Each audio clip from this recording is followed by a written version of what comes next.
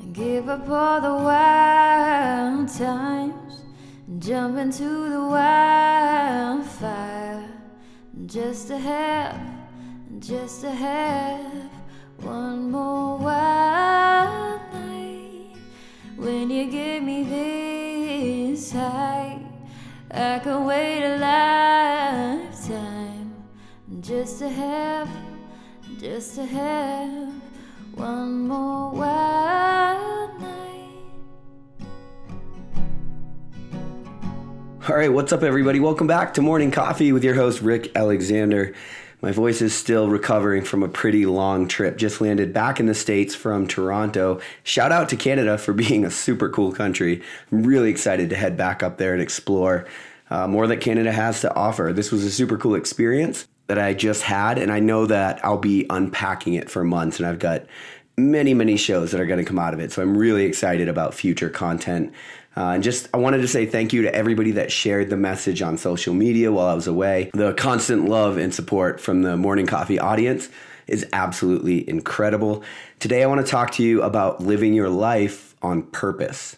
Because when we look back on our lives, it can easily feel as if we're estranged from them.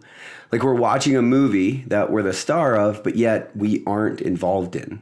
We wonder why we could have or would have acted the way that we did, and often when we're replaying past scenarios, we find that they conjure up some kind of negative emotion based on who we were in those earlier moments. We say stuff like, man, I can't believe that I did that to them. And that's said by pretty much every regretful cheating partner, or even, I can't believe I actually thought that was cool, said by every Jinko jeans wearing kid in the 90s.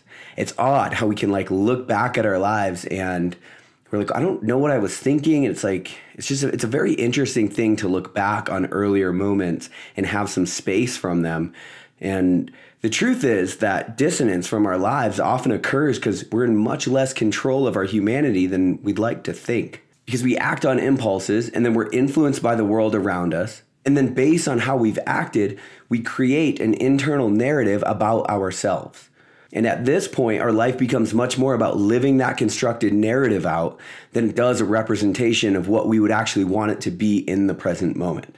So I'm going to give you an example of this. So perhaps you had an impulse, and this is just an example, but we'll talk about how this is relative. But perhaps you had an impulse to ask a pretty girl or guy out when you were in middle school.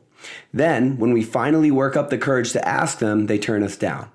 As we all know, the reasons for turning someone down on a date can be many. In those early years, maybe they just aren't willing to date someone, or they're too afraid to date because they don't know what their friends will think yet. Or maybe they've had a crush on your friend since 6th grade and they want to remain open on the chance that your friend likes them back. Who knows? And honestly, who cares? The point is that you got rejected while you were still mapping the world out, and now you've drawn a conclusion about what that means. Because you are still very much trying to figure out who you are and what this life thing is all about, you'll most likely internalize this rejection and draw a conclusion about yourself and about the world.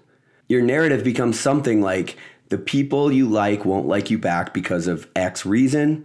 And then, whatever that reason is whatever you've decided was the reason that that person didn't like you back. And of course, in our formative years, we really don't know shit about life. And so we're really just putting everything together in kind of a hodgepodge way.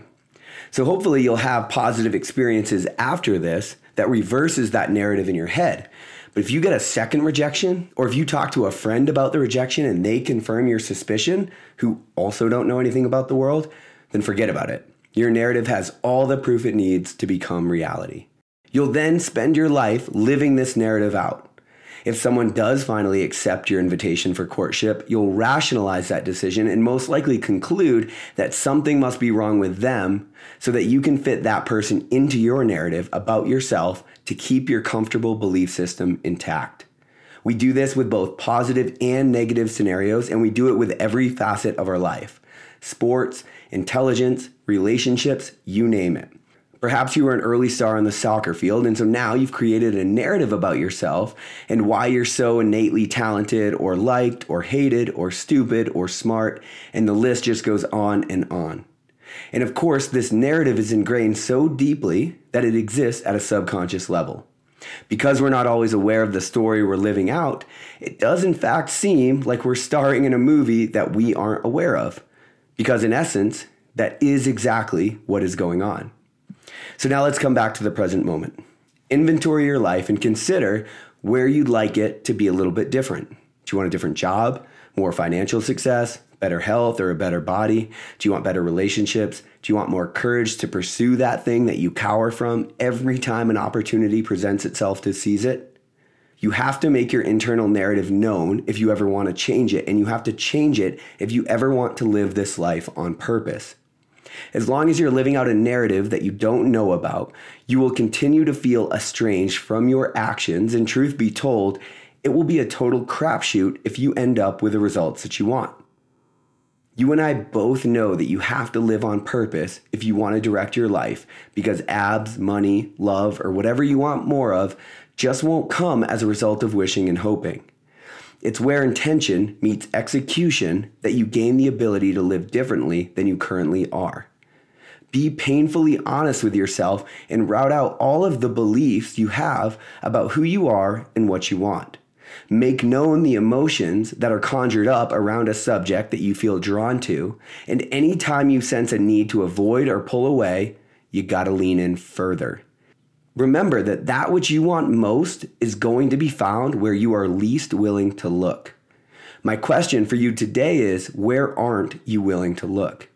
And further, what area in life do you feel you are engaged in an unwinnable battle? That is a narrative. That is only a narrative. The secret is everything in this life is winnable. You have power and depth far greater than what you currently think that you do.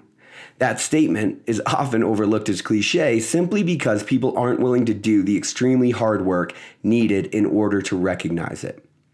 You just might need to put yourself into situations that summon your resolve and run counter to what you believe to be true. As long as you hold on to what's comfortable and what's been routine, you give up the ability to truly live your life on purpose. A few weeks ago, I asked you if you were ever really going to allow yourself to be happy. Perhaps I should have asked you if you were ever going to really allow yourself to let go of what's making you so damn unhappy. Hope this one resonates with you guys. Also hope my voice comes back so that future episodes this week are a little bit cleaner. But as always, I love you guys, even you, Joel. I'll talk to you guys later on Morning Coffee. Crashing, hit a wall. Right now I need a miracle. Hurry up now, I need a miracle. Yeah. Stranded, reaching out. I call your name but you're not around. I say your name but you're not around.